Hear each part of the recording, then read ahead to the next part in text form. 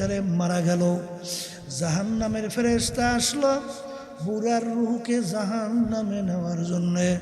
বেহেশতের ফেরেশতা আসছে বুড়ার রুহকে বেহেশতে নেওয়ার জন্যে। জাহান্নামের ফেরেশতা বলে, বুড়া তো এখন পর্যন্ত তাওবা করতে পারে নাই, রুহু আমরা পাবো। আর বেহেশতের ফেরেশতা বলে, বুড়া তো তাওবার জন্য রওনা করছে, পথের ভিতরে হায়াত শেষ, বুড়ার কি দোষ, রুহু আমরা পাবো। আল্লাহ রাব্বুল আলামিন বলে, ফেরেশতারা জমিন মাপো,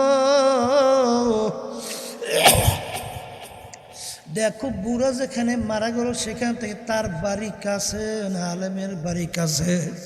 যদি আলেমের বাড়ি কাছে হয় রুহু নিয়া যাইবে বেহেশতের ফেরেশতা, আর যদি তার বাড়ি কাছে আলেমের বাড়ি দূরে হয় রুহু নিয়া যাইবে জাহান্নাম।